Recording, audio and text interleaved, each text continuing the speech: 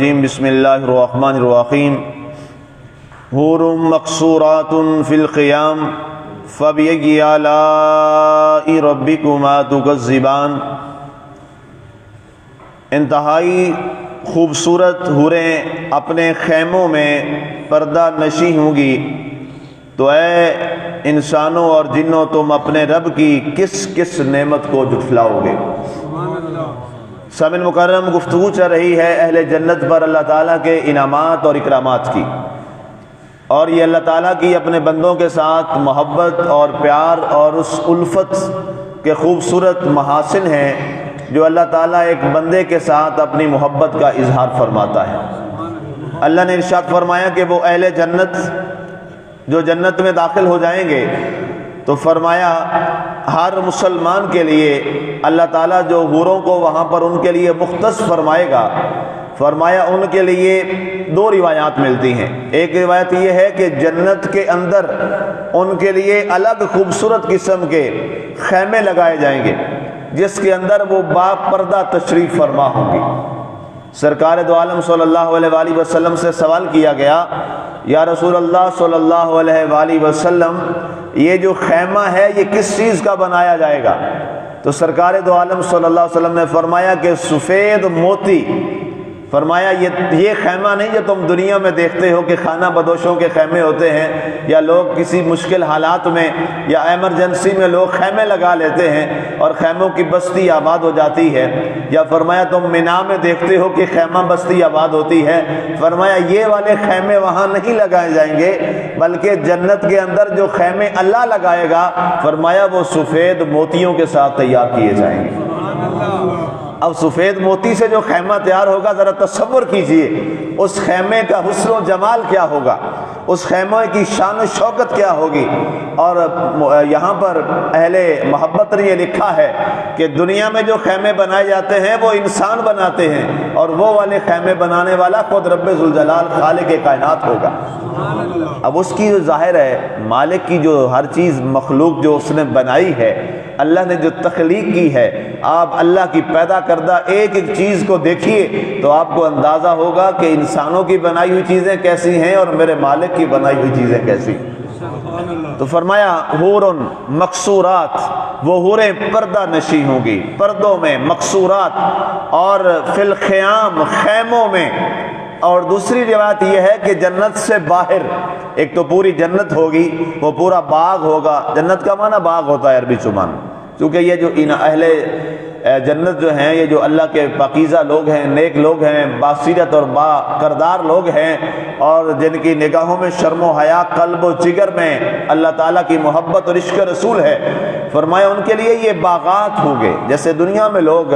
اپنے گھر کو سجانے کے لیے، اپنے گھر کو اچھا بنانے کے لیے لوگ باغیچہ بنا لیتے ہیں، پہلے جیسے بڑے بڑے محلات ہوتے تھے بادشاہوں کے، آج بھی خیر وہ جن کے ہیں، جیسے ہمارے ہاں یہ قریب ترین گورنر ہاؤس کو دیکھ لیجئے، تو اس کے اندر کیا ہے، پورا باغ لگایا جاتا ہے اس گھر کی سجاوٹ کے لیے، اس گھر کو خوبصورت بنانے کے لیے۔ تو اللہ نے فرمایا میں اپنے ان بندوں کے لیے جو دنیا میں ایک گدری میں رہا کرتے تھے، جو دنیا میں ایک کٹیا میں رہا کرتے تھے، اور جن کا لوگ مذاق اڑاتے تھے، اور حدیث پاک کے الفاظ ہیں مدفوع بالابواب، لوگ انہیں اپنے دروازوں پہ نہیں آنے دیتے تھے کہ یہ جناب کہاں سے آ گیا، پھٹا پرانا لباس، سادہ لباس، اور یہ کٹیا میں رہنے والا، تو لوگ انہیں اپنے دروازوں سے پیچھے ہٹاتے تھے۔ اللہ فرماتا ہے وہی لوگ دیکھیں گے قیامت والے دن ان کا پروٹوکول کتنا کمال کا ہوگا۔ جنہوں نے دروازوں سے ہٹایا تھا وہ وہاں پہ شرمندہ بیٹھے ہوں گے، وہ وہاں پر کپ کپی میں کانپ رہے ہوں گے اور پریشانی کے عالم میں ہوں گے، پسینوں میں شرابور ہوں گے کہ اب ہمارا کیا بنے گا، اب ہم حساب و کتاب کیسے دیں گے۔ فرمایا یہ وہ جو بادیہ نشین تھے، جو گدری نشین تھے، اور اللہ کے رسول کا دن رات شب و روز ہر لمحہ ذکر کرنے والے اللہ کے ذاکر تھے۔ فرمایا اللہ فرمائے گا اوے اپنے دروازوں سے انہیں پیچھے ہٹانے والوں، انہوں نے میری محبت میں شب و روز گزار دیے، آج دیکھو تمہارے پروٹوکول تو عارضی تھے، ختم ہو گئے، آج میرے ان پیارے بندوں کا پروٹوکول دیکھو، ہر طرف حور و غلماں بھی ہیں، اور تا حد نگاہ تمہارا جو محل ہوتا تھا اس کی ایک باؤنڈری لائن ہوتی تھی جہاں وہ ختم ہو جاتا تھا، ان کا دیکھو مقام کیا ہے، ان کا جو محل ہے وہ جہاں تک گھوڑا دوڑ رہا ہے تا حد نگاہ ان کا محل ختم ہی نہیں ہو رہا۔ اس لیے سامعین و ناظرین، دنیا کے اندر پریشان نہیں ہونا، اللہ کے راستے پہ چلیں، اللہ کی راہ پر چلیں، اللہ کے دین پہ چلیں، اللہ والوں کے ساتھ مل جائیں، اللہ والوں کی صفات اپنے اندر پیدا کر لیں، اور پھر دیکھیں دنیا میں ظاہر ہے مشکلات بھی آئیں گی، تکلیفیں بھی آئیں گی، صعوبتیں بھی آئیں گی، دین کے راستے پہ چلنا ظاہر ہے کوئی آسان تو نہیں ہے، اس راستے میں ظاہر ہے میاں محمد بخش صاحب رحمۃ اللہ علیہ تعالیٰ کڑی شریف والے آپ فرمایا کرتے ہوتے تھے، جڑے رہن پکے محمد وہی کھاندے بٹے، کچے بیروں کو تو کبھی بھی کوئی وٹے نہیں مارتا، بیر جب پک جاتے ہیں تو روڑے انہی کو پڑتے ہیں، تو اس لیے جب اللہ کی راہ میں انسان پکا اور مضبوط ہوتا ہے تو لوگ روڑے اور یہ چیزیں تو مارتے ہیں، لیکن فرمایا جڑے رہن پکے محمد وہی کھاندے بٹے، تو یہ دلیل ہے کہ اللہ نے آپ کو اپنے بندوں میں شامل فرما لیا، فرمایا استقامت کے ساتھ رہو، وہ وقت دور نہیں ہے، وہ گھڑیاں دور نہیں ہیں جب اللہ تعالیٰ انہی لوگوں کے سامنے تمہاری شان کو ظاہر کرے گا اور تمہارا مقام دکھائے گا۔ اور ان کے بارے میں حدیث پاک ہے، حضرت عبداللہ ابن عباس رضی اللہ تعالیٰ عنہ اس کے راوی ہیں، کہتے ہیں کہ ہم نے پوچھا یا رسول اللہ صلی اللہ علیہ وآلہ وسلم انہیں خیموں میں کیوں بٹھایا جائے گا؟ حور مقصورات فی الخیام، خیمے تو بنا دیے گئے، انہیں خیموں میں بٹھانے کی لاجک کیا ہے، وجہ کیا ہے، حکمت کیا ہے؟ اللہ کے رسول صلی اللہ علیہ وسلم نے فرمایا اللہ چاہتا ہے کہ میرے پیارے اہل جنت کی جو حوریں ہیں ان کی اگر نگاہ اٹھے تو فقط ان کے سرتاج پہ ہی اٹھے، اور ان کی نگاہ کسی اور پہ نہ جائے، اور نہ کسی اور کی نگاہ ان کے اوپر جائے۔ فرمایا جنت کے اندر بھی اللہ تعالیٰ نے انہیں اتنا باپردہ بنا دیا ہے کہ جب اہل جنت ظاہر ہے نیک لوگ جنت میں آپس میں ملیں گے، ایک دوسرے کے پاس آئیں جائیں گے، ایک دوسرے کے پاس تحفے تحائف بھی دیں گے، یہاں تک حدیث پاک میں لکھا ہے المرء مع من احب،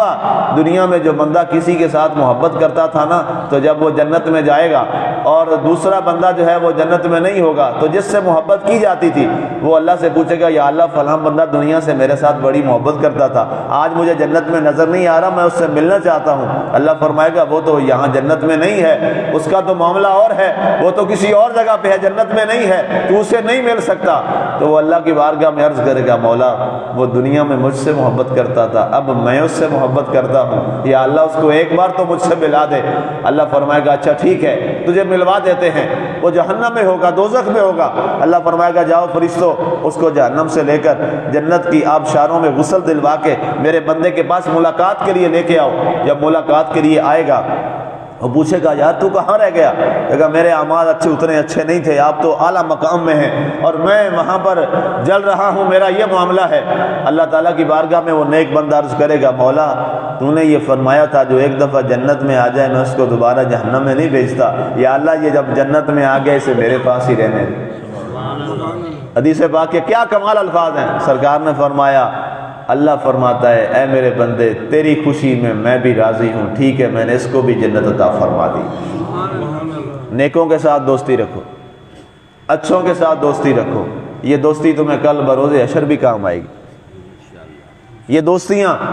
میں اپنی بات نہیں کر رہا، یہ حدیث پاک ہے، کوئی میرا جملہ نہیں ہے۔ المرء مع من احب، حدیث کے الفاظ ہیں، آدمی قیامت والے دن اسی کے ساتھ ہوگا جس کے ساتھ وہ محبت کرتا ہوگا۔ محبت ہوگی نیکوں کے ساتھ، محبت ہوگی صالحین کے ساتھ، محبت ہوگی اچھوں کے ساتھ، تو انشاءاللہ ان کی محبت دنیا میں بھی نفع دے گی، برائی سے بچ جاؤ گے، غلطیوں سے بچ جاؤ گے۔ نیکوں سے تعلق ہوگا تو انسان سوچے گا یار میرا فلاں سے تعلق ہے، اگر اس کو یہ پہنچ گیا کہ جناب یہ فلاں گندی جگہ پہ بیٹھا تھا، یہ گندا کام کر رہا تھا، تو لوگ تو اسے بھی تانا ماریں گے دوست تیرا ہے کرتا گندے کام ہے، تو پھر اس کو بھی تانا پڑے گا۔ وہ دنیا میں بھی برائیوں سے بچ جاتا ہے، کل بروز حشر بھی جہنم سے محفوظ ہو جاتا ہے۔ اس بنیاد پہ فرمایا گیا حور مقصورات فی الخیام، پھر وہی الفاظ دہرائے گئے فَبِأَيِّ آلَاءِ رَبِّكُمَا تُكَذِّبَانِ، اے انسانو اللہ نے تمہیں کتنی پیاری نعمتیں دی ہیں، سیرت والی، صورت والی، تمہیں حور و غلمان عطا کیے ہیں، تو پھر تم اپنے رب کی کون کون سی نعمتوں کو